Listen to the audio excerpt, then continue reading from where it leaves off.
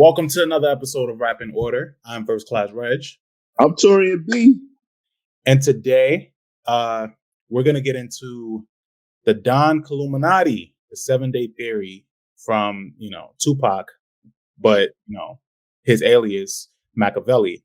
This album came out in November of 96, which was just 3 months after Tupac's death. This album came out and had like a lot of talk around it, a lot of hype around it. Everybody was still kind of getting over and trying to grasp the fact that Pac passed away, and the theories were coming up, and so it kind of rolled off of all of that going on, and the success of it was crazy because of that.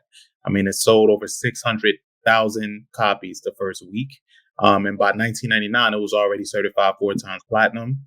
The album had three singles, Toss It Up, To Live and Die in LA, and Hail Mary, that all came out to support it.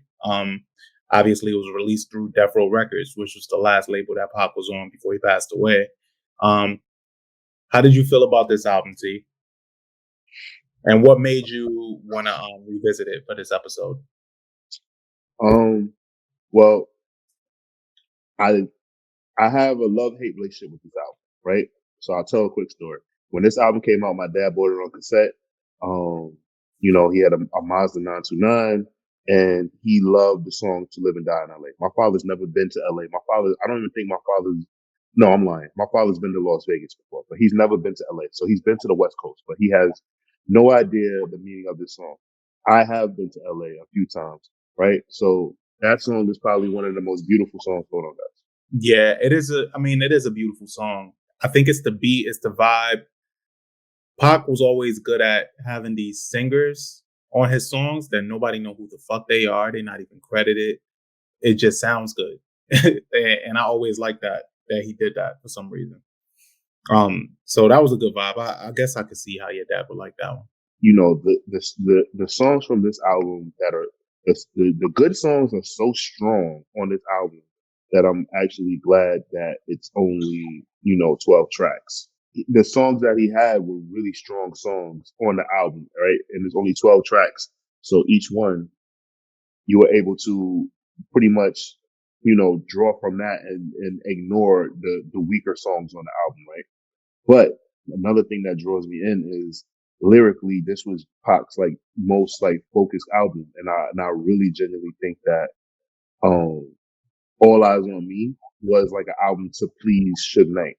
Like Tupac knew, like when he came out of jail, he had to make good. He had to do what he had to do, and smartly he signed he put out a double disc because he signed a 3-album deal.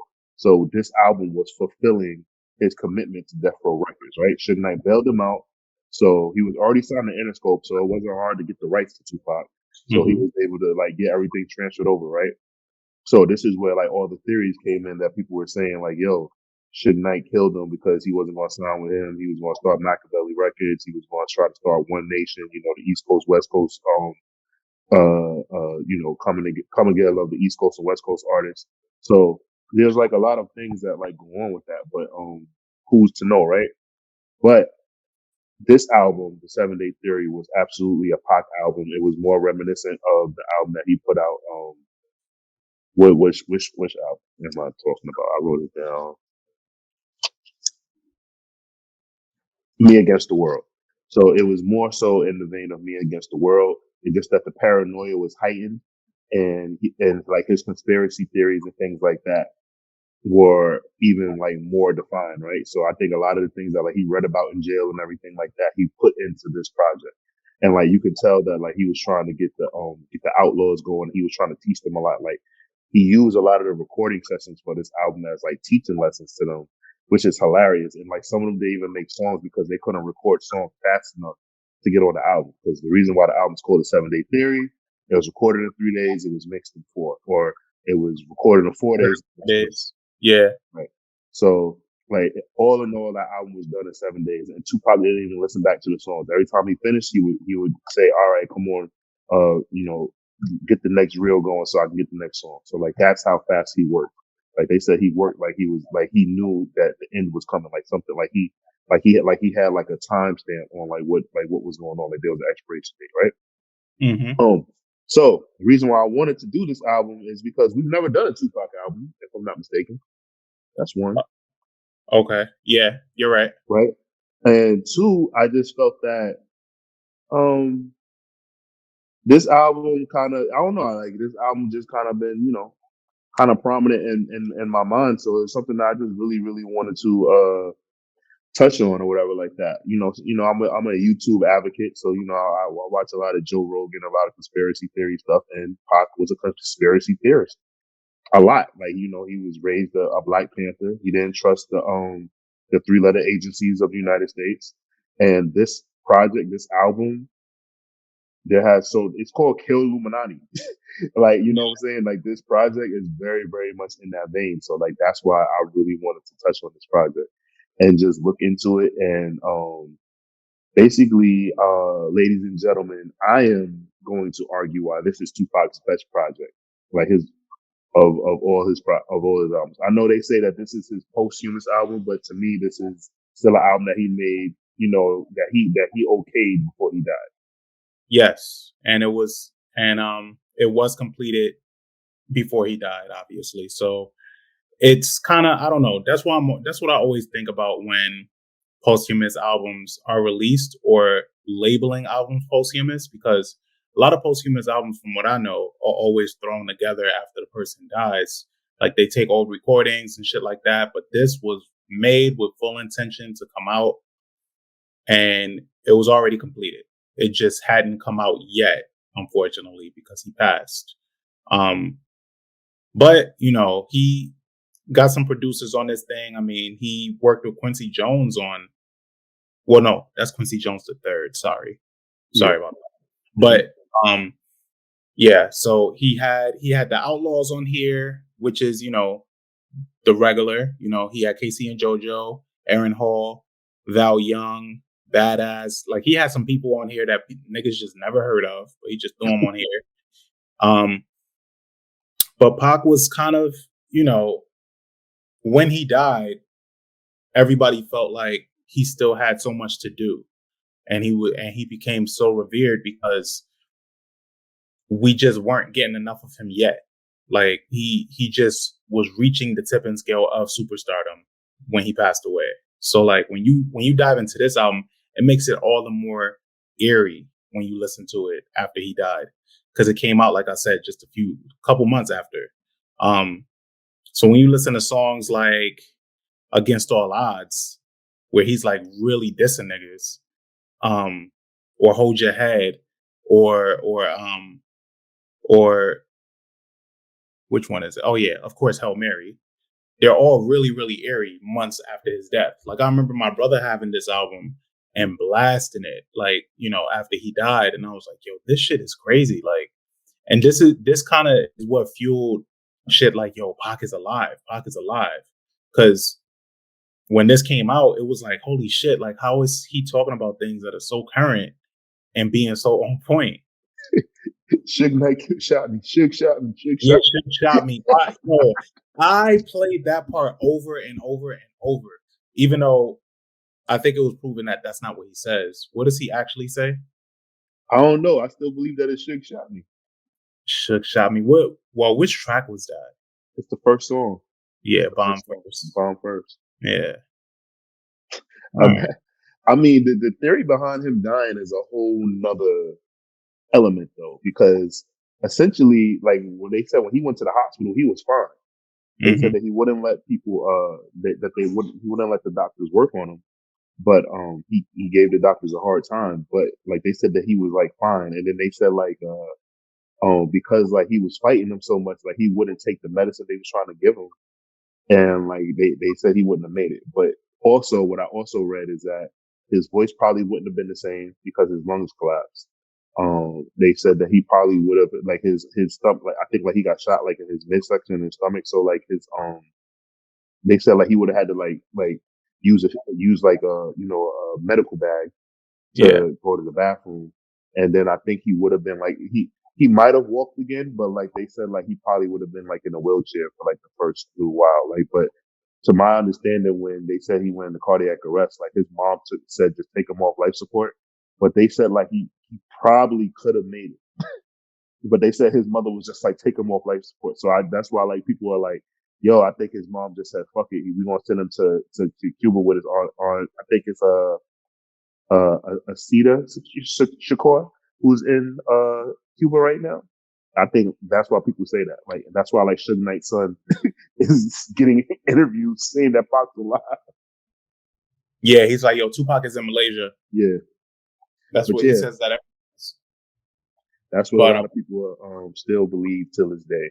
But yes, I mean, there's a lot of lore around this album. Like this is why, like I say, I always say that Tupac is like our first, like he's like our Elvis, because you know like some people feel like Elvis never died. Like some people feel like Elvis never died, or some people feel like certain celebrities just hide like in plain sight and everything like that, and like walking amongst us. But like celebrity just became too much for them. Like people say that about Marilyn Monroe as well. Mm-hmm. So that's why it's like eerie with things about Tupac, because like he was kind of more than just like a rapper. He was kind of more like a pop culture figure. People say that. Yeah, he was, and he became even more so after he died. Yeah. But yeah, so you are defending this, not only defending this album, but you are stating in this episode that this is his best body of work. Yes, sir. And we will be talking to Danny, of course. Shout out to Danny. We'll Sweet Danny. And Danny will be saying he'll be in full disagreement with you about your stance on this album. And I know you guys both have your proven facts. And we'll be joined, of course, by Quincy, who is a avid fan of Tupac. All right, so without further ado, we're going to get into case 143, the Don Killuminati, the 7-Day Theory.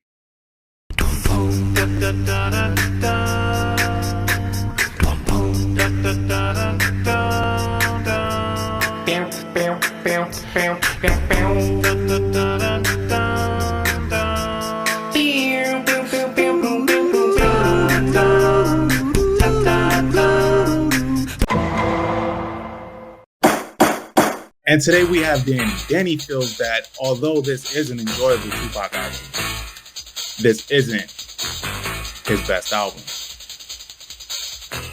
We have Tori in here in defense of this album saying, on the contrary, this is Tupac's best album. By far his best album. So, gentlemen, welcome to case 143. The Don Killuminati, the 7-Day Theory. I am your judge, First Class Reg. I'm joined by Tori and B, and I'm joined by that of Viles guy. Yeah. Both have very opposite ends of how they see this album. Danny, I would like to hear how you feel about this album first for your opening statement. I think it's a good Pac album, which is hard for me to say because I'm not a Pac fan. But I don't think it's his best album. I think his best album would be All Eyes on Me. And it's a good album. It's just there's a lot of hard times to listen to throughout it. Like I think like most Pac albums, he gets a little repetitive in his word usage and direction of rapping. So yeah. Okay. And do you have any tracks that distinctly? Well, actually, no. Before I get into that, sorry, my apologies, Torian. Would you like to tell me your opening statements on this album? Absolutely, Your Honor. This is Pac's lyrically his best and sharpest album. He was at his musical height making this album. These were all brand new raps. A lot of the songs that he made for All Eyes on Me were raps that he made while he was locked up in jail. So some of them, you know, that he didn't craft that album. A lot of that album were production from Daz, Dr. Dre, and DJ Quick, and many other great producers. I'm sorry that I don't have all those producers from the previous album, but they weren't tailor made, right? On Machiavelli, Pac got all of the producers that he wanted to work with, and he was going in the A and the B studios at Death Row and crafting this project. Like you have to think about it. Like this album, he was in such a mode. He kind of like brought onto him what he brought onto him the tone that he was making for this album. He basically shed his past moniker Tupac and became Machiavelli, right? He read the books in jail. He learned a lot of things, and he said that like I'm shedding this person that you knew as the old me, and I'm stepping into what I'm becoming in the future, right? Like think about artists that have changed their names. Prince, when he became the symbol, right? Who else? Let's see Mm-hmm. who else changed their name. There's another artist that changed their name. Oh, Diddy. Yeah, after he got, in the situation with the court case, he changed his name and then things just only got better, right?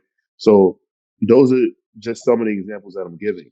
Then when you think about some of the tracks for the album, I'll wait. I'm sorry, Your Honor. I'm stepping ahead of myself because you haven't asked that yet. But when we get into that, I can even present to you even better why this album is his superior album because of the influence of some of these songs. So I rest my case. I see one of my witnesses, Q-Matic Jones, has just entered the room. I can't wait to bring him to the stand when I get to talk about Nas. I rest my case.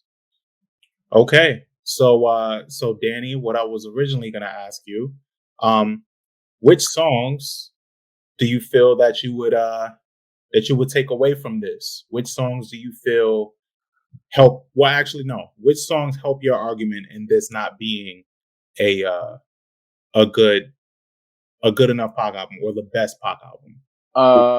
Toss it up off the rip for one. And that might be it. I might take off Just Like Daddy. Okay. And what are your highlights? My highlights on this album. I loved when I found out apparently Bomb First, he did the oh, and also I would get rid of Outlaws on Bomb First. Like Outlaws bother me a lot of the time. Like I just feel they're too on here way too much. And they don't like that's where I tune out on a lot of the songs. Is as soon as they come on. I loved finding out Bomb First was that Pac actually did the bass drums and everything on the album himself. The producer actually said he was actually the one pushing the buttons and everything just for the bass. But yeah, I feel like literally you know what it is, that's probably my more of my issue with this. It's the Outlaws, because I don't care for any of the Outlaws. Like they've never added to anything for me.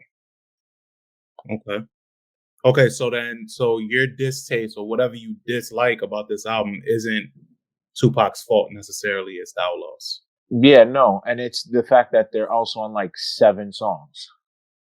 Okay. All right, so I'll shoot over to Tori, and do you have something to on that? No, Your Honor. He's speaking for me. Do I have the same question? Yes. All right. First, I'm going to go with the songs that I would keep. I would keep Bomb First. That is Hit 'Em Up Part 2. It's a great intro. He goes at everyone. He drops names. He's not scared of anybody. When he saw Nas at the MTV Awards, he told Nas like, "Yo, I'm gonna go at you, and I think it's best that you don't respond." And I don't think Tupac realized, as Jungle gave his version, that it was a bunch of Queensbridge dudes there ready to blow his head off. But the fact that Tupac had such blind confidence, and he's only 5'6", weighing 140 pounds, lets us know that he was very prepared and he was very, very ready to go to war. Bomb First, such a good intro to an album, right? Keep that. Hail Mary, one of the darkest rap songs ever. I wish Scarface was on it. Most people don't listen to it past Tupac's verse, but that doesn't make a difference. It still gets a listen. A stream is a stream. Toss It Up had a sing-off battle between Danny Boy, Aaron Hall, Casey, and JoJo. Give me somebody that got an album that's doing some shit like that. Get Danny Boy the fuck out of here. As soon as I hear his voice, it won't make cut. Hold that man in content. So all I'm saying is that, this song was made and Tupac didn't even want to do it, right? So then You want to know how much distaste that Tupac had for this song? The first verse is actually on brand with the song. Then out of nowhere, he just starts saying, "Yo, fuck you, Dr. Dre," and going crazy. He goes completely off script, off handle, and it's still a good song. I can't Yeah. believe you don't like. So you don't like toss it up, huh, Danny? Okay. All right. So to live and die in LA, arguably one of the most perfect songs about a city that you will ever hear. It should go down in history as that. This song is an amazing song. When you go to LA for the first time and you drive around the city and you're playing this song and then you realize how he's depicting the city and how he's depicting his love for the city, it is one of the most beautiful things that you will ever hear. It is one of the most beautiful things that you'll ever like realize you're doing. The video is amazing as well. And I would call that California Love Part 2. All right. Then you have Me and My Girlfriend. One of the better songs about, a metaphor for a gun. What Tupac did with this song was great, and the influence that he has garnered to other artists that he dissed. Jay-Z made a song in the same ilk, and then still, like, I mean, I get it, the man's passed, so the beef is dead, but I'm not remaking a song giving that man compliment that was shitting on me, reminding everyone that I was Jazzo's lackey. Fuck that shit. But he did it, and then Eminem also did it, right? Great. Mm-hmm. And Tupac is one of Eminem's favorite rappers, who is also one of the greatest rappers of all time. So if you can make Eminem's list, hey, my hat's off. Then we have. I skipped a couple songs. I'll admit that. I didn't say this is a classic album. I didn't say this is a perfect album. I just said this is his best album. Against All Odds, the perfect outro goes out guns blazing. So, Danny, hearing that, you have anything to say? Anything that you want to counter to Torian's claims? I'm gonna be honest. Besides that, I also don't tend to like most Death Row singing collaborations. I don't like the way they pick artists and how they sound on their beats and how it's engineered.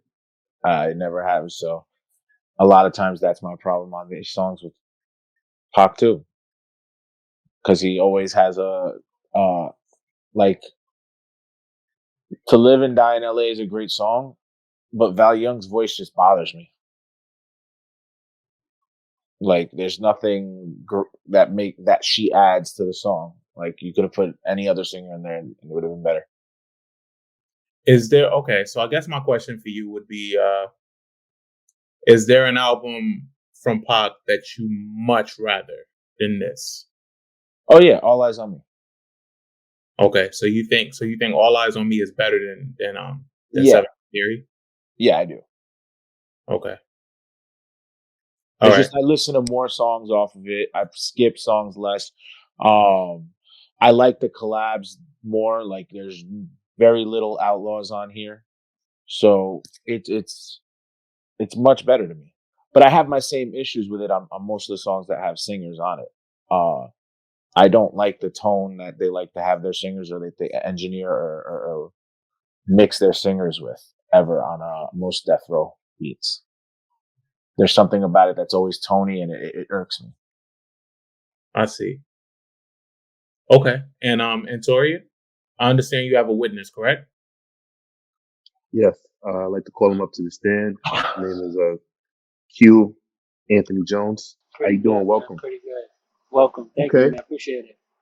Thank you. I just want to cross-examine my witness. Quincy, How are you going to cross-examine him if I haven't examined him?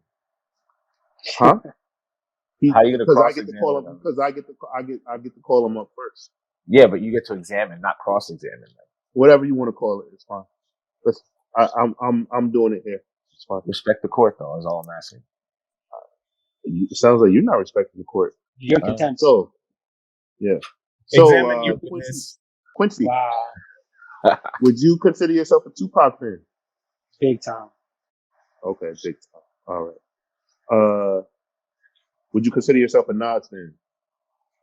The biggest. All right. And you can not be biased against Mr. Shakur in any way, and you can rightfully say if an album is good or not by him, even though he went violently disrespecting the artist who you're the biggest fan of, right? Yeah, well, I'm almost equally as big a fan of as Pop. Because he's So that good. Because his music is that good, right? not just based off music. I just like I like the whole thing. He likes the whole to act. package. I like the whole Well, package. would you say this? It's been said that Nas said that he was a huge fan of Pac as well. Right. Right. He's another actor. So, all right. So let's get to it. When you listen to this album, would all right? Let me just ask you a question. Would you consider this one of Pac's best albums? It's definitely one, in my personal opinion. And like I said, I'm a fan of Pac. The whole package. I understand that he has a few albums that are just like not even listenable. Like his best, Okay, he has three good albums: Me Against the World, All Eyes on Me, and Don Killuminati, Machiavelli, Seven Day all right. Theory. So let's hone in on. Yes. Okay, so let's hone in on that. Of the three, which one's your favorite? Which one is my favorite? Ah, man, that's difficult. Me personally, I probably would say Me Against the World. All right. Well, I'm glad that you just said that, right? Because Yeah. Don Killuminati is more like Me Against the World, or is it more like All Eyes on Me? It's more like All Eyes on Me, in my opinion. Okay, so I mean, so you will be more likely to lean towards you will be more likely to lean towards Don Killuminati than you would on All Eyes on Me. Objection. If someone Objection. put a gun to your head and said, "Pick an album out of these two," Objection. These are guiding questions. He's not supposed to guide the witness into answers. So you want to know which album I like all better? right, I just want Eyes to know All Eyes on Me or Don Killuminati. Which album do you prefer more of the two? I would go with Don Killuminati because obviously I think there's more joints that I like on All Eyes on Me, but the joints that I love on Don Killuminati are like some of the illest shit I ever heard. Like Right. Against All Odds and shit like that. Like that's what he's talking about, like his real life situation that he probably shouldn't have been speaking about, but at the same time, the fact that we got to hear that is just there's nothing like that on All Eyes on Me. So, Right. you would say that Don Killuminati is more true to him. I would say so. Yeah. Yeah, I agree with you, and I think our listeners do too. Mr. Jones, thank you. If you have anything else that you would like to share with the court, please feel free. But thank you. I'm done here, Your Honor. Thank Your you. Honor, permission to cross-examine the witness? You may proceed. All right. How you doing, Q? How you doing, brother? So, let's see. Can you name the outlaws? Napoleon, Idi Amin, and I forgot the other guy's name. He died. Yeah. The guy that died. Do you listen to all their verses, every song on here? No. So no. Yeah, how many songs do you actually listen all the way through to hear all of the outlaws? Hail Mary, Bumpers. I listen to the ones that are the ones I just listen to it just because it's a great song. But definitely he was trying to put his team on. And these guys are like his family members. It's not like, Jay putting on beats. He's putting on like his cousins from New Jersey. So, they probably just weren't talented. He was just taking them off the street, giving them deals. And usually, you don't get the best rappers when that happens. So that's basically what was happening. But I respect it. So you listen to the whole songs with all the outlaws, is what you're saying, though. Each song that has the outlaws, you listen all the way through. Not each song. But yeah, the standout songs, I don't mind. Which are the standout songs? The standout songs, Bumpers, Against All Odds, Hail Mary, Me and My Girlfriend. Uh, Ooh, it's They're Casey, not on Me and My baby. Girlfriend. Huh? So you only named 2 Outlaw songs. So out of 7 Outlaw songs on this album, you only listen to 2 of them. You Right. skip the all the other Outlaw songs. All right, so you consider these full songs? Like if it's really you're just listening to Pac, are you really enjoying the whole song, the whole album? Am I enjoying the whole entire album? I don't enjoy the whole entire album. Yeah. But there's a lot So of songs that I do enjoy. so how many songs do you skip on All Eyes on Me? I don't really like Disc 2. There's a lot of songs on Disc 2 that I don't listen to ever. Okay. All right. And how many? There's like 4. I need to look at the track list, but there's like 3 songs that I like on Disc 2. I like most of Disc 1 on All Eyes on Me. And Disc 2 has a lot of like filler type tracks that I don't listen to. So and Okay. there's a lot more songs in total to even compare it to Don. All right. So with who do you skip on the features? On All Eyes on Me, Yeah. I don't think I don't think I skipped the features. I think all the features on All Eyes on Me are valid. I think So it's some of the is it safe songs to that are say just that Pac by himself. Outlaws? Is it safe to say that Outlaws completely keep this album from being its full potential? Yes, I guess you could say that. While if you're saying every feature, you don't skip every feature on All Eyes on Me. Well, that's still 70 to 80% of the album, which is more than you're not skipping on here. What'd you say? I can understand that perspective. So therefore, you're overall I'm not saying that enjoying more. I'm not saying that I skip it. Wait. That's fine, sir. That's fine. That's fine. I didn't ask you to elaborate. So you're saying you overall enjoy more of All Eyes on Me than you overall enjoy Killuminati. I plead the fifth. I think it speaks for itself right there, Your Honor, and I have no further questions for the witness. Okay. Torian, do you need to anything from your witness? You need to speak to your witness?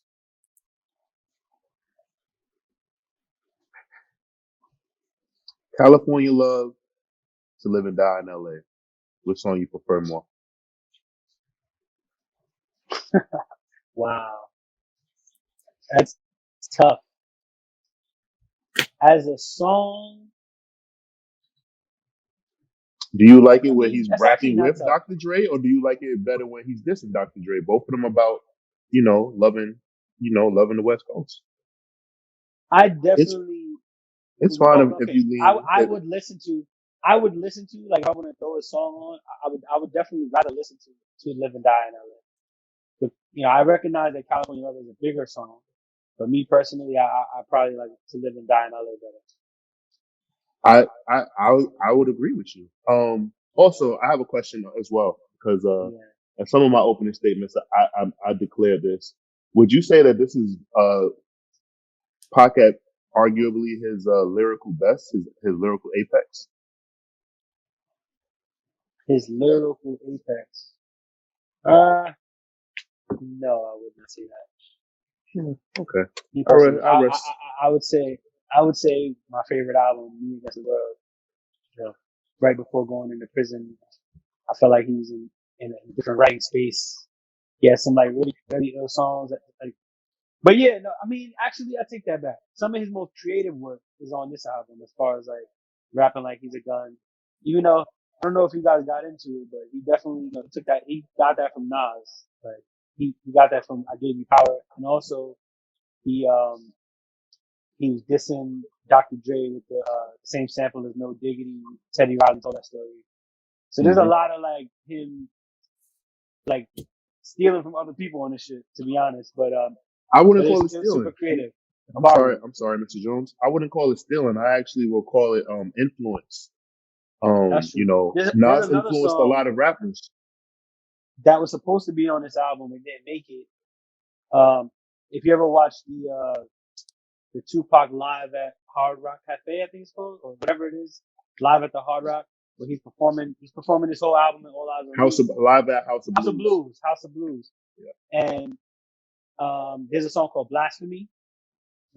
Yes. That's also because at this time he was dissing Nas. Like they had a thing where he was dissing the whole East Coast. So it was the gun song, and that shit had the same beat as Street Dreams, the same sample, Mhm. Street Dreams, Yeah. same sample. So yeah, Pac was like, he was purposely doing that. Like I'm gonna take your shit and I'm gonna try to do it better or whatever. Me and my girlfriend is not better than I Gave You Power, but it's fire. Yeah, that's true. Question. My Yeah. last question, and I'll rest my case. Talk. Are you a fan of Ice Cube's Jacking for Beats? Definitely a legendary tune. Okay, so would you say that it was creative on Tupac's part to flip and Suge Knight to have the idea to flip some of these songs, and clever to basically diss people, the artists that they were beefing with, that to make the songs and attempt to make better versions of the songs with those beat flips? Definitely. I respect it. I rest my case, Your Honor. Okay, thank you for that, guys. Okay, so let's see. I want to hear you guys' closing statements. I feel like you guys have said everything you need to say about this album. So I just want Danny, I want you to lead off. Your Honor, I think as the witness has proved himself, there's more listenability on average, even if we're going by ratio of album to album. I think we've shown it has the more outstanding and polarizing features. I think it's clearly the stronger album, even if it's just two, and it proves that Pac came out of jail with a little bit of a vengeance and a little bit of a chip on his shoulder as well. Being that, this was a transition album from his normal type of content. While I think Killuminati may be great for overall Pac fans because it's a return to his old work, I think people tend to not realize how amazing All Eyes on Me was under his more rugged and street approach to shit. And I just want, the jury to see. It was already stated by the plaintiff or process. I don't know which side he's on, but his case. So I'm gonna leave it at that. Thank you guys. Thank you for your time, Quincy. Appreciate it. Okay, and Tori.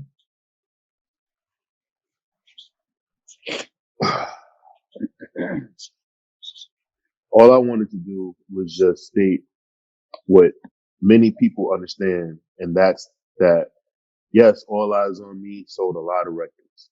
Yes, All Eyes on Me is his best-selling project, but that does not mean that it's his best project. That does not mean it's lyrically his most prominent project. There was a lot of hype that came along with this album, with him signing to Death Row. It was kind of the equivalent to Kevin Durant signing with the Golden State Warriors. But what Pac was able to do was, Pac is a chameleon. So he was able to fit in a pocket where he could fit into the Death Row sound and appease Suge Knight, because he had did a great gesture for him by bailing him out, doing what his own parent label Interscope wouldn't do. Suge Knight said, all right, I'm going to do it, and I'm going to put all the chips behind you. Even though he had Snoop Dogg as an artist and Dr. Dre was on the way out, and he had other artists that were there, and basically Suge Knight said, I'm putting all my chips in with you because you're a star. Like I got Snoop Dogg, I got Dogg Pound, I got Nate Dogg, I got Michelet. He was managing Mary J. Blige, he was managing Jodeci. Like Suge Knight pretty much had every artist on the planet. That was a big deal, right? But he knew what he had to do with Tupac. So Tupac delivered for him. Then he allowed Tupac to make Don Killuminati, the album that he really wanted to make, which I truly feel was the album that was truest to Tupac. If I wanted someone to know who Tupac was as a person, I guess, Me Against the World would probably be the project that most people would probably share. I'll agree with that. But this album was pretty much the sequel to that project. So this is why I'm arguing that it's his best project, because the lyrics are better. The production is some of his best. And a lot of the production is not even from the big name producers that he's worked with in the past. And as well, because unfortunately it was his untimely death, but I also think that the eeriness and the aura around this album actually is more meaningful and bigger than all of the hype that came out of him just coming home fresh from jail. The prosecution rests. Okay. All right. Thank you, guys. I believe I've reached my verdict. I think you guys both came to this with some really good points. I think with Torian started off really strong with his points, with especially talking about not just the production and the overall lore of this album when it came out, and the hype about it and the eeriness of it, and how aggressive Pac was. Like that all kind of ties into how important and how much of a staple this album is. And Danny did a really good job at sticking to his guns with what he felt was the better album, and what he didn't like about this album. He was really clear about, and for that reason, I would have to go with Danny, because for your witness being Quincy, I don't know why you got your mouth like that, because you're part of the reason why Danny won this case. You're like, yeah, you're part of the reason why. Because before you came in, Torian was making really good points to prove this case, and he was really bodying this. And I think with you coming in, you kind of helped Danny to execute what he was trying to do, and you didn't even know it. That's so that's my case here. This is not, in fact, Tupac's best album, but I do want to hear from our audience. I want people to tag us. I want to hear opinions on this. All of y'all fought a good fight. All right. Yeah, Torian, he came out there swinging. Yeah, he made really valid points, but I kind of had my strategy going. I knew where I was gonna go, and then he brought Q on. Q, he just won it for me. I want to thank him. This W's for him. He definitely went in a direction I didn't see coming, and I saw the alley. I had to take it. And I just want to appreciate the jury. I want the jury to know we appreciate them listening and tuning in. I'm officially 2-0 and welcoming challengers. So, well, as we can see, the judge was drinking on the job, and I had a strong case, and I felt like my witness was coerced into saying things that he didn't really mean. And, he came in blindsided. I wanted to be fair. So, he didn't hear my opening statement. So, he didn't know where to go with it, but it's all right. He is a true Tupac fan. And I know in his heart, he didn't mean to say the things that he said about this album, that he wanted to say that this was Tupac's best album. And, sometimes, whenever you're too good, they try to keep you humble. And I think that's what the judge tried to do to me tonight. But it's okay. Jury, I feel like in your heart, who really won, but it's all right. It's all right. I'll be back, trust me. And also, the judge will get his day in court as well. This case is dismissed. Case 143, the 7-day theory. We're out of here. 2-0, baby, 2-0.